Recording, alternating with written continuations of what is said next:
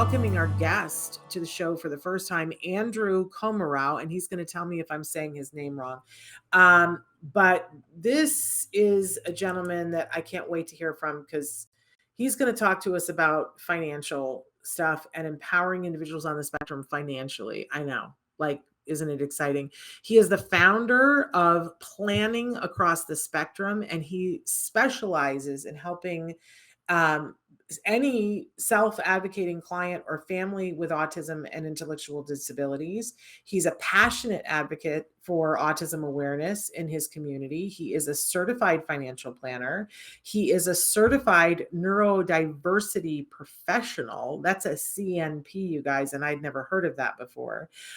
He has always worked toward helping his clients gain financial security now and in their future. And putting those two things together, he launched Planning Across the Spectrum. And he says very eloquently that he understands the difficulty and stigma that many individuals with special needs face. And he's going to talk to us specifically about receiving an autism spectrum disorder as an adult. And so welcome, Andrew. There's so much more that I could say about him, and he's illustrious, let's say that. But Andrew, welcome to Autism Live. Thank you for having me. So thrilled to have you here. So I don't know where to start, but I think where we should start is about this idea of planning, because people get all worried about planning. And lots of people go, oh, but what if this, what if that? And so you have some really important words to say to us about how important it is to plan, but to be flexible. Talk to us about that, Alex. And by the way, did I say your name right, Alex? No, but nobody does. I think in the beginning, well, you did, I think, call me Alex the first time 20 minutes ago. I just did that. Second. And I just did that. No, so Andrew, I'm so sorry. Bubblehead, allergies. Forgive me, Andrew. But how do you say your last name? No, so it's Komarow or so, I think. Komarow. So okay. Well, if you think, then that's how it is. Yeah. Okay. So why is it important to plan? Well, if you don't make a plan, then one will be made for you, right? Mm-hmm. And that's usually not, the default option that most people want is, by default what the state or what somebody else would choose to do, right? So yeah. But you always say that it's important to be flexible with planning. So for the people, and let's be clear, so your clients are either self-advocates that are on the spectrum or special needs that are advocating for themselves, or the family advocating for that individual. Is that correct? Correct. Yep. We work with both. There's 10 people at our company, several financial planners, including me, parents, individuals like myself, the whole spectrum, pun intended. I love it. Okay. So, I'm sure you and I had a conversation about a week and a half ago about this. And I said, oh, I need this probably more than anybody else because I get nervous around money. And so that tends to be the thing that makes me not want to plan, because I get nervous about it and I'm afraid I'm going to be pigeonholed into something I can't do, or there's going to be something that happens and I'm not going to be prepared for it. So I do nothing, which actually creates that. But talk to us a little bit about like how we can overcome that and plan, but be flexible. Well, so I think it's important for what you're trying to plan for and at what stage you are. So if you or again a child has somebody who's younger, that's very different than later.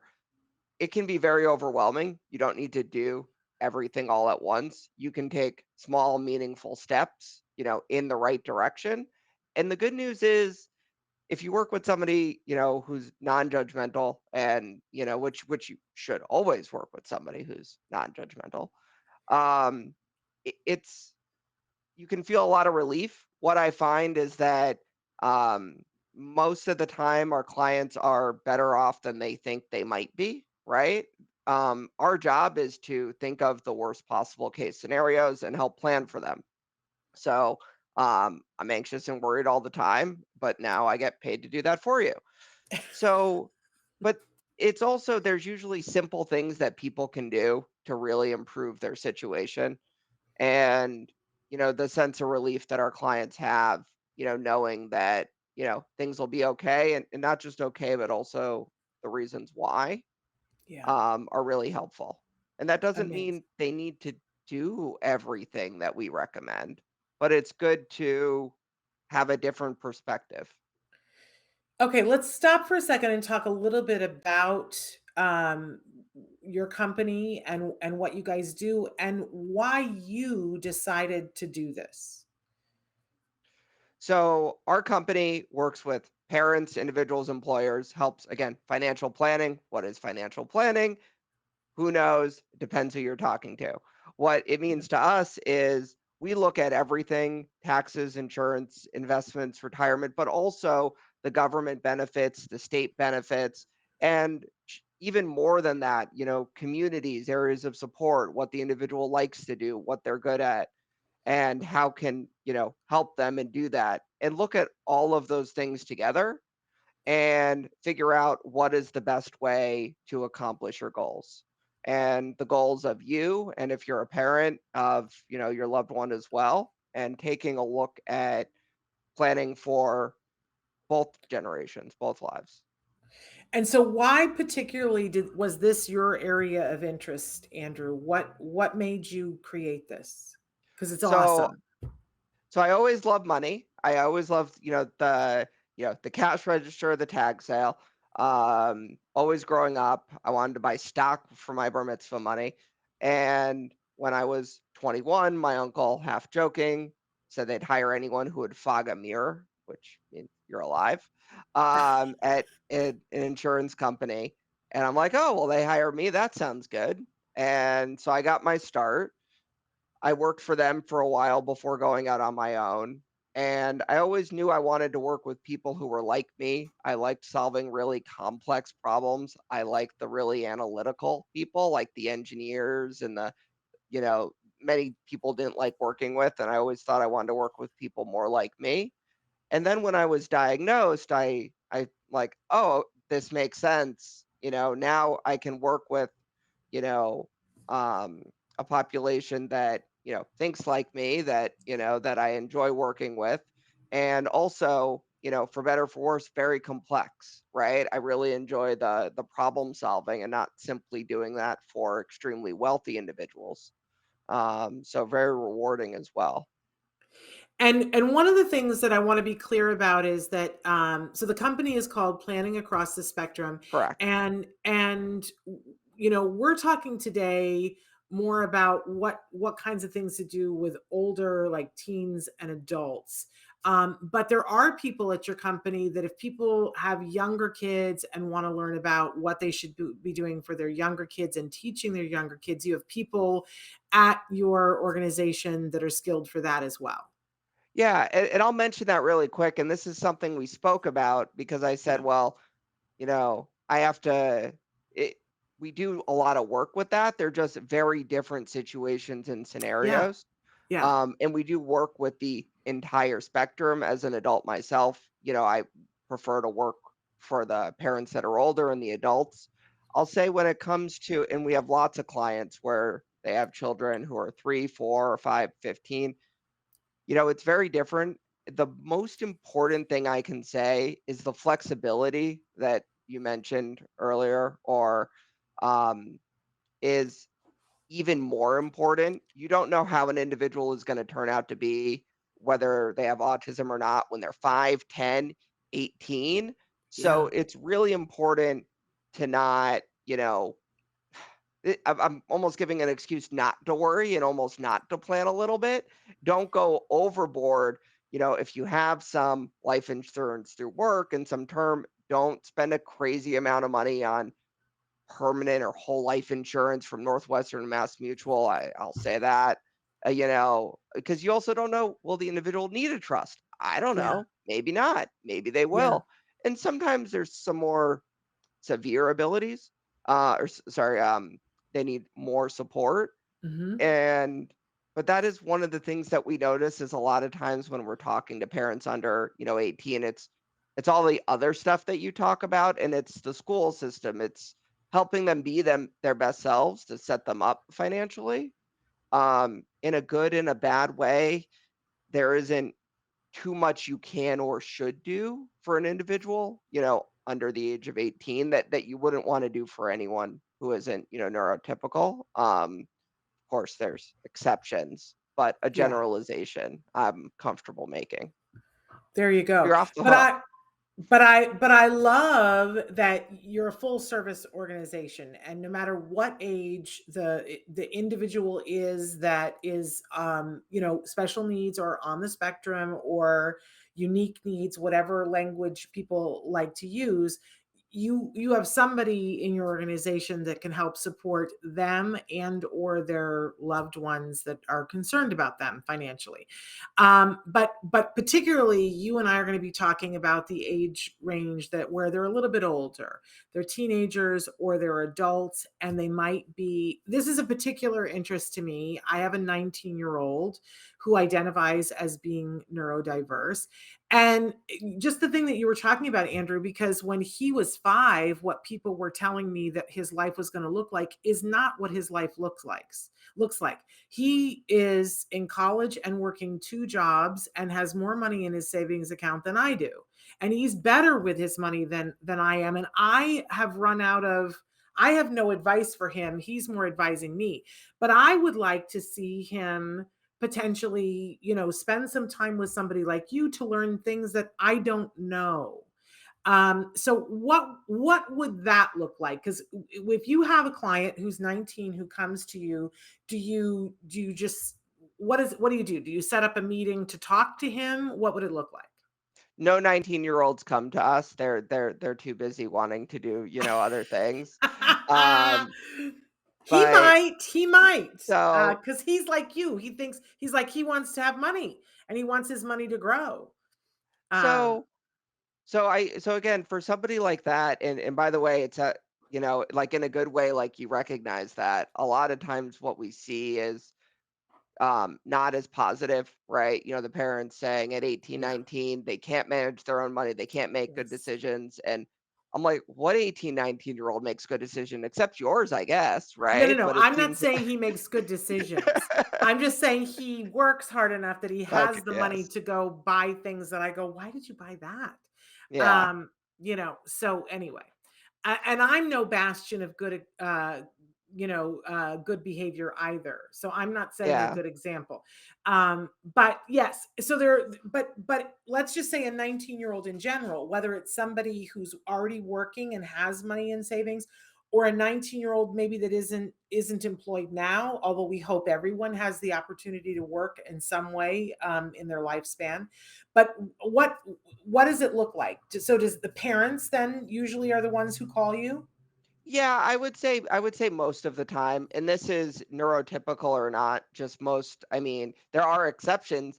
We love talking to the exceptions who are interested in this and give them some pointers. And a lot of times, too, there's a lot of questions on government benefits when somebody turns, 18. Yes. And even if the individual can work, we really encourage, if we think they might need support to apply.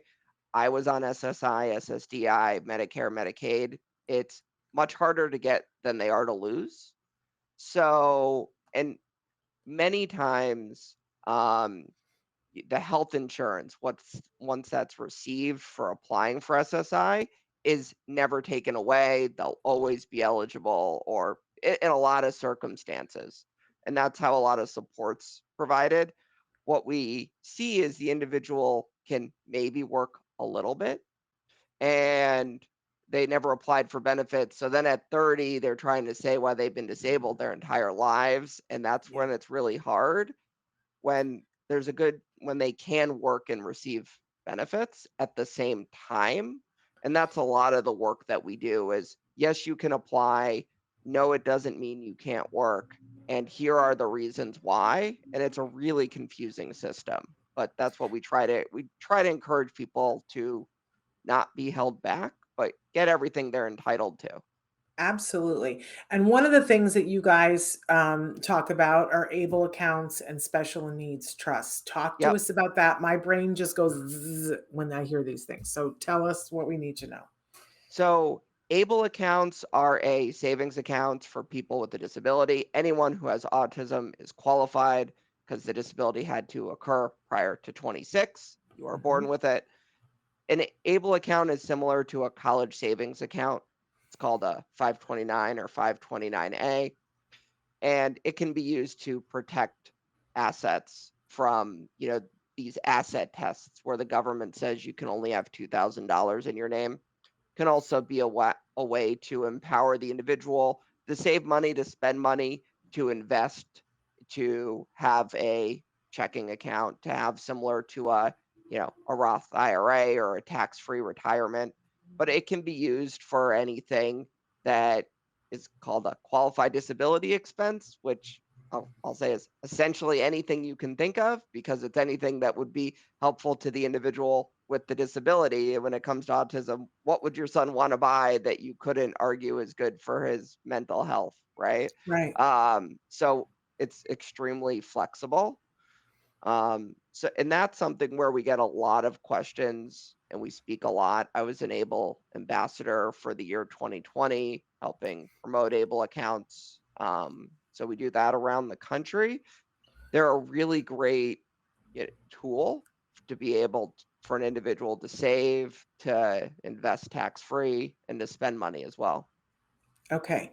So, for instance, when my son was applying for financial aid and he had to declare how much was in his savings account, that got counted against him for financial aid. But if it had been an enable account, it might not have. Correct, correct. Yeah, those are excluded from the FAFSA. So that would be actually a great example where even if he wasn't on government benefits, where you could put it in um, the ABLE account. Yep.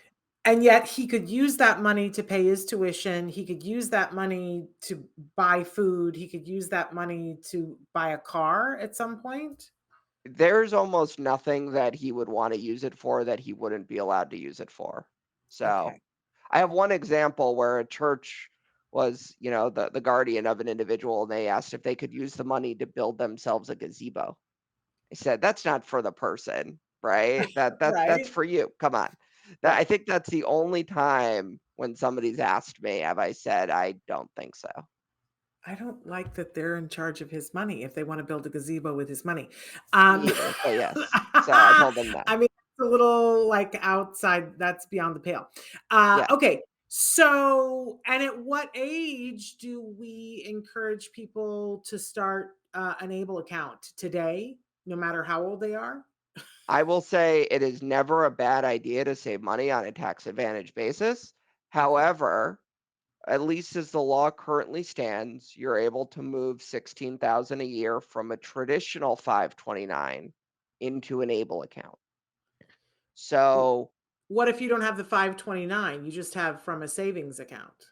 so then most of the time we recommend if the individual is under 18, especially that they consider a traditional college savings account, a Got it. 529.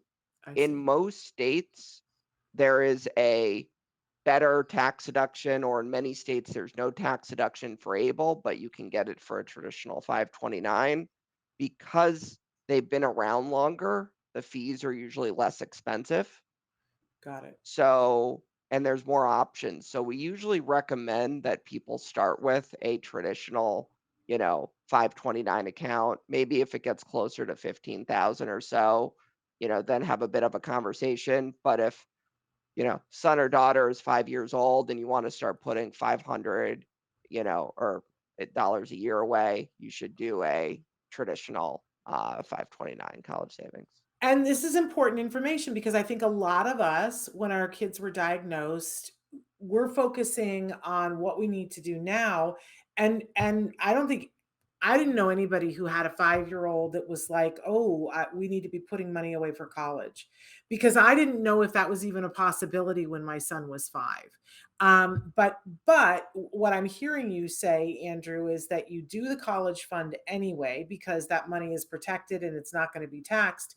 And then if you see that you need to move it to an ABLE account, you can move $16,000 a year to the ABLE account. Correct. Yeah, exactly. And your kid will need money. There's no doubt about it. Your child is going to need money. So, what a great way to do it so that you're not paying taxes on it as well. Now talk to us a little bit about special needs trusts. So once again, this is definitely something where um, we don't see a lot of special needs trusts open before an individual's 18, mostly because people don't get around to it because it's not a fun topic. Yeah. There's also a few different ways to do it. A lot of people will ask, should I consider an able or special needs trust? That's not an actual, that should never be a question. They're usually complement each other and they serve different purposes. Okay. The example I like to give is there's what's called first party and third party. It's always better to get somebody else to buy lunch. So it's always better to use someone else's money. So a third party is always better.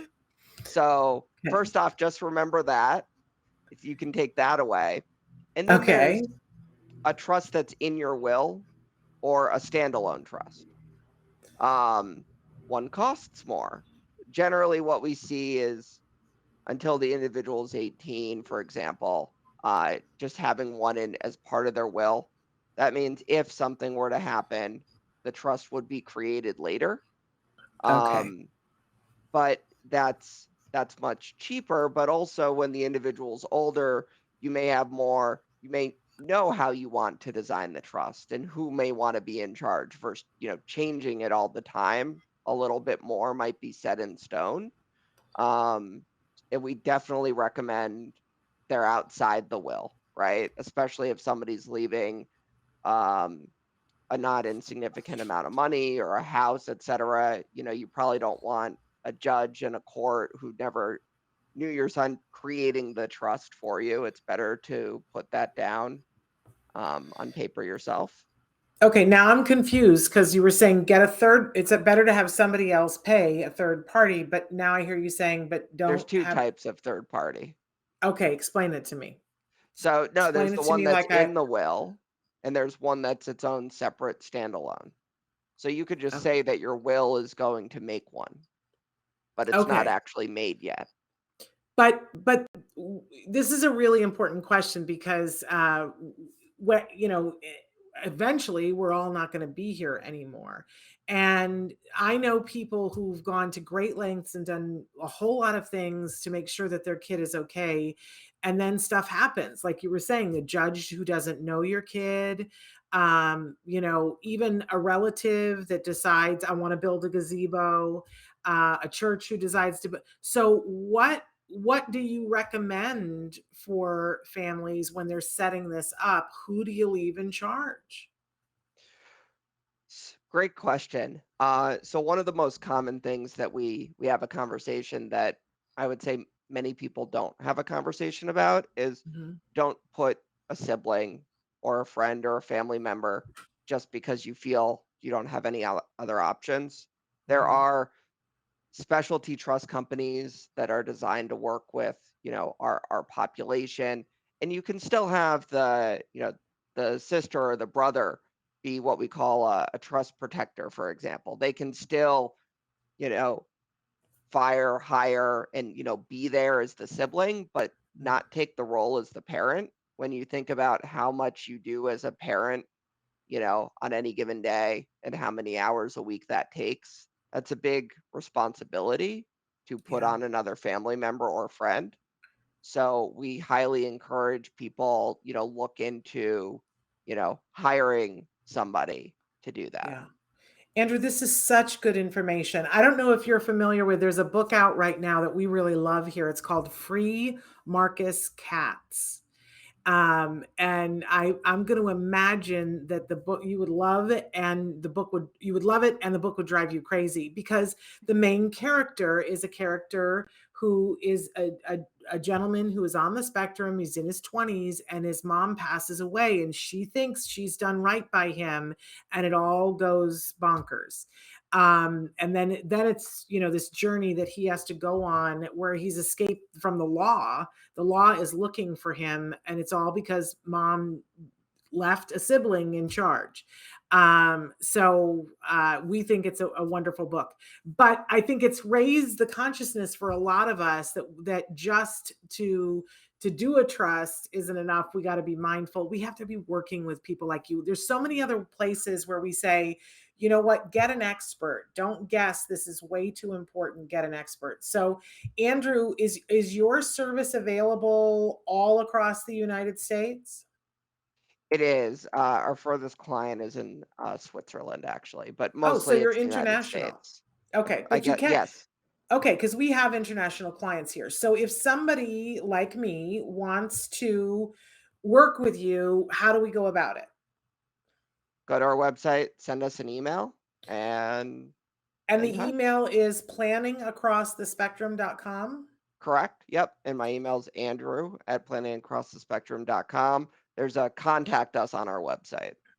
Okay. So And then I imagine there's a consultation, and tell them, what you think would be advantageous and what that will cost and how long it will take and all of those different things.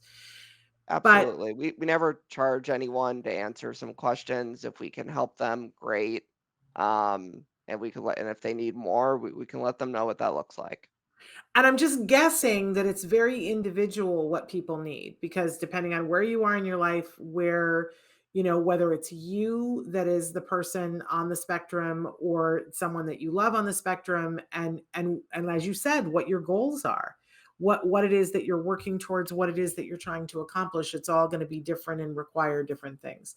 But who better than Andrew and his team, somebody who knows this conversation and is going to bring empathy and understanding of what some of the different hurdles are involved. Andrew, I just love this. This is Thank you. amazing. Thank you for this incredible service, and thank you for sharing all this important information with us. So again, you guys, it's planningacrossthespectrum.com, and you can write directly to Andrew at andrew@planningacrossthespectrum.com. We're going to have you back to talk about other things. And I know at some point you said you would share that you've got another person in your staff who specializes in the younger kids. So we might have to have them come and play with us at some point too. That would be But fun. when you have things coming up, will you just do me a favor and let us know, Andrew? Because we'd love to have you back on. Sure, that would be great. All Thank right. you. Thank you so much for being with us. Again, you guys, planningacrossthespectrum.com. And you can write to Andrew at planningacrossthespectrum.com. Thank you for being with us, Andrew. Thank you. Bye-bye.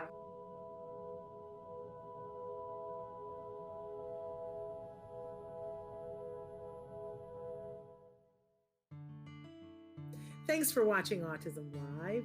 If you found anything helpful in this video, please give us a like. In fact, make sure that you smash that subscribe button on YouTube and give us a like on Facebook.